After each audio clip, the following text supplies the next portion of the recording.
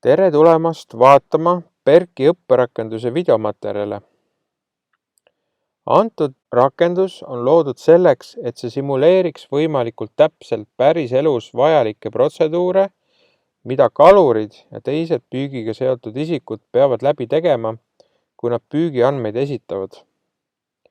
PERK-i õpperakendus võimaldab läbi teha erinevaid kasutajaga seotud stsenaariumeid, sealhulgas lubab see ka eksida ning uuesti proovida, ilma et andmed jõuaks reaalsesse ametlikku süsteemi. Rakenduse tutvustamiseks ja abivahenditeks on süsteemi lisatud hüüumärgiga ikoonid, mida on võimalik avada vastava teemaga tutvumiseks. Sisselogimisel on oluline teada, et õppeversioonis ei ole võimalik kasutada ID-kaarti ega mobiil-ID-d. Antud süsteemi kasutamiseks on võimaldatud 2 kasutajatunnust. Kasutaja 1 ehk user 1 on lihtsustatud sisselogimise formaadiga, mis tähendab seda, et kasutaja profiilis on enamik asju konfigureerimata. Ja lisaks kasutaja 2 ehk user 2, millel on juba eelseatud kasutaja 2, millel on juba eelseatud sisu ja seadistus. Sisselogimisel on võimalik valida erinevate maakondade profiilide vahel, mis lubab hiljem töölaual näha ja kasutada erinevaid püügilube ja sellega seotud võimalusi, näiteks püügivahendite näol.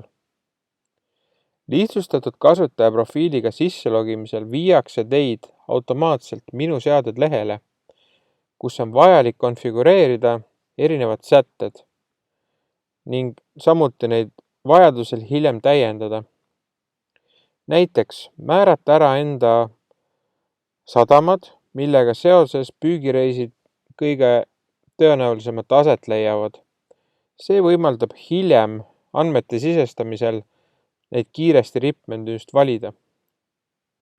Lisaks saab samuti lisada enda laevad. Loomulikult saab lisada ka kaaslased, kes püügil kaasas on, et neid hiljem oleks lihtsam lisada andmete sisestamise käigus. Samuti on võimalik määrata eelnevalt kalaliigid, mille püük või saagi saamine on kõige tõenäolisem, et need hiljem oleks lihtsam pikast menüüst lihtsamini otsida.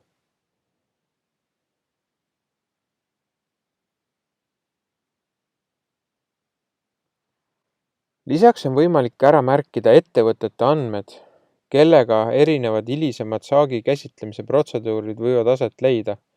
Õppekeskkonnas on tegu väljamõeldud juriidiliste ja füüsiliste isikutega. Pärissüsteemis tehakse otsingupäringud riigiregistritesse. Seadete all on võimalik ära märkida ka erinevad püügiruudud, mida saab hiljem samuti püügireisi sisestades kiiremini valida.